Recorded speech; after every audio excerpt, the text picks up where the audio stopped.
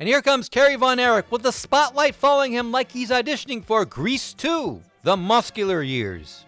This is before entrance music, folks. No rock themes, no metal riffs, no synthesizers, just the sound of women screaming and Harley Race groaning somewhere backstage. Kerry doesn't need entrance music. Kerry is entrance music. Those cheekbones sing. You know, this really was pre-music. World Class wouldn't start using real entrance themes until 82, 83, and then they really took it to the next level. Yep, this was before the Von Erichs kicked the door in with Bad Street USA, and Fritz realized, hey, loud guitars make my boys even hotter. World Class basically took music from an occasional novelty to a fully integrated part of wrestling presentation. Meanwhile, Kerry is out here glowing like a Greek statue dipped in baby oil. This is pre-modern day warrior, pre-Tom Sawyer entrance, pre-rockstar era, just pure Texas sunshine in human form. The crowd doesn't even need music. They're making the soundtracks themselves, screaming like Kerry is giving away free mesquite barbecue backstage. Ah yes, nothing says major NWA World title bout like 39-year-olds climbing the ring apron to poke Kerry with autograph pads. Look at them. They're not fans. They're piranhas with trapper keepers. And here comes Kerry trying to sign every program like he's running for county judge. And our referee tonight is Buddy Hammond. Nope, not even close. That's Bronco Lubitsch, sir. Bronco Lubitsch, the man who has reffed every match in Texas since the Eisenhower administration. Buddy Hammond is apparently standing around ringside doing something. Handing out towels, monitoring oxygen levels. Who knows? They identified him like he's the governor. You know, Bronco isn't just a ref. He's actually part of Fritz's LLC. That's right. He's Fritz's silent business partner. Silent because he doesn't want Gary Hart to know he outranks him.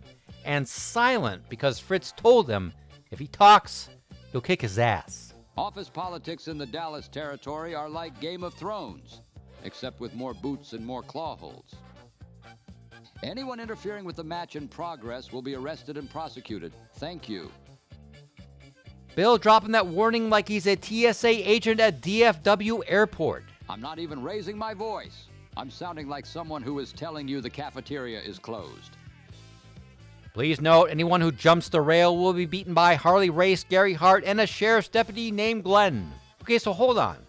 Steve Harms already referenced Kerry's tremendous match earlier with Harley Race, but this match is about to start? This is like watching a Tarantino movie if Tarantino snorted a handful of Sudafed before editing. I think Harms called the matches completely out of order, like he showed up on Monday morning, hit play on the wrong tape, and just rolled with it. So the announcer is basically time traveling. He's spoiling the show we're about to watch. This is the first wrestling broadcast with its own plot twist. Picture this. Steve Harms in a studio, headset on, eating a stale ham sandwich. Steve, you're calling Kerry versus Harley first. Got it. Then the editors switched the order, slapped in a Budweiser ad, and called it a night. So now Steve is retroactively spoiling events that, at this moment, haven't technically happened yet. He's basically the Doctor Who of cheap local wrestling commentary. You think after the Kabuki match fan riot, they'd cool it with the autograph mosh pit. Nope. The kids are here to get signatures or die trying. And every time Kerry bends down to sign, you could feel Harley Race backstage sighing heavily. Kid, hurry up. I haven't slept since '68.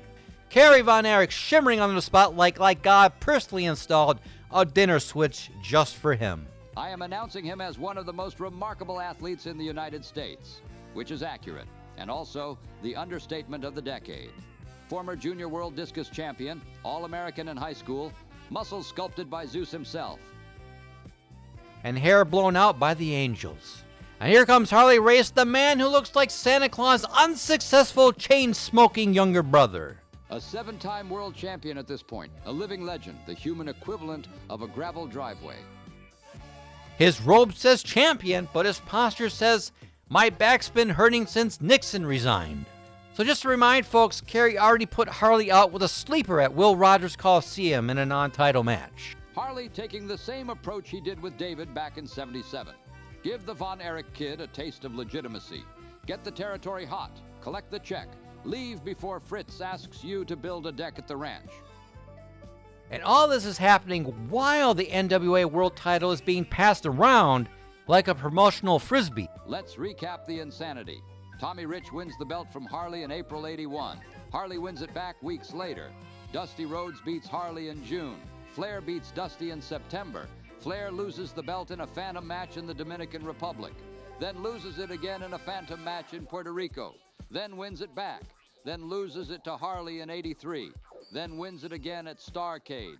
Then Harley never touches it again. The belt changed hands so much, it needed a chiropractor. He explodes with a fist like he's trying to knock out a brick wall's cousin. Oh no, he did it! A press slam on Harley Race in 1981 in Dallas. Insert dramatic Texas guitar riff. That's not just a move. That's a felony in most NWA territories. Harley is the most valuable human being in wrestling at this moment, and Kerry is flinging him around like awkward furniture. Look at Harley sell. He pops up with his arms spread like he's doing a snow angel while sitting upright. He's not hurt, Joe. He's just reconsidering his life choices. He's thinking, did I really agree to this?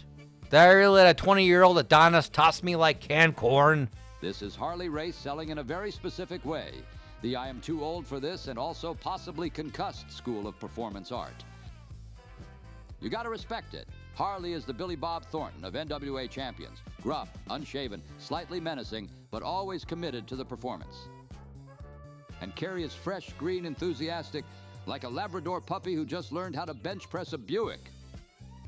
Kerry gets a drop kick, covers 1, 2. Nope, Harley Race still has at least 6 concussions left in the tank. And another body slam by Kerry, going for the big elbow. Yet Kerry's moves here are, let's call them prototype Kerry.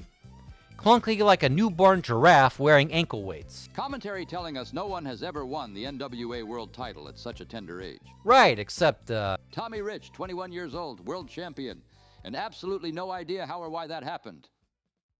Let's check Kerry's age. Born February 3rd, 1960, so this show is February 22nd, 1981. Meaning he turned 21 just weeks ago. Barely legal to wrestle Harley Race. Another press slam? Harley Race must have owed the Von Erichs child support or something.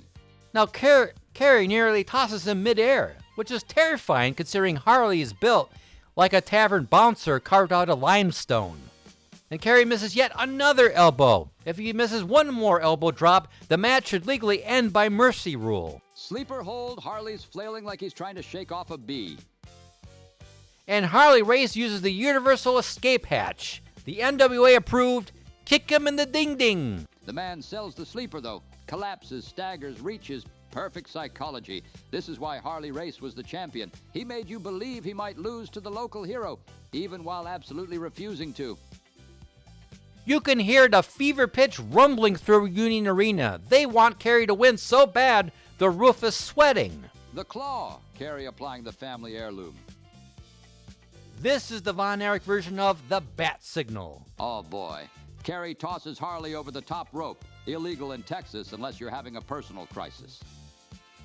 Kerry's protesting, no, I had the claw, I didn't mean to throw him. Bronco Lubitsch does not care. Bronco Lubitsch cares about one thing, ending this match so he can go home. Bronco hitting the fastest count I've seen in my life. This man is counting like he's late for a court date. If Bronco counted every match this way, nobody would have ever reached the 5-minute mark.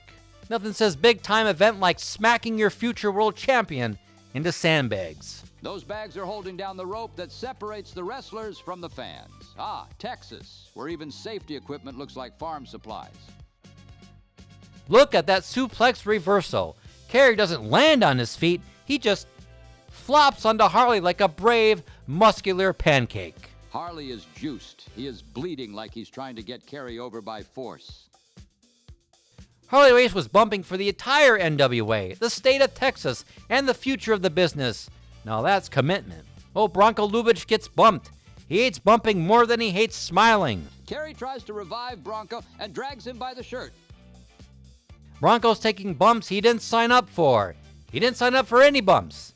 He is pissed. Kerry covers Harley 1, 2, 3, but wait, there's no ref. Here comes David Manning. The man leaps over the separation rope like a superhero. That is the fastest rope clear I've ever seen. I think he actually vaulted into the ring. Table spot in 1981. I'm sorry, what? This isn't Starrcade 89. This is before some promotions even owned tables. They're standing on the table. Who are they, Funk and Flair? Oh, good Lord. Harley just dented the table with his face. That table took the headbutt better than half the NWA roster.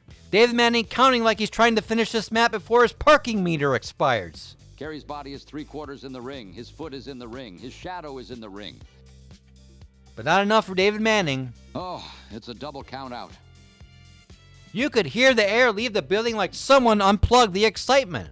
Kerry von Erich falls to his knees, head in the mat, because fate is cruel and booking committees are crueler.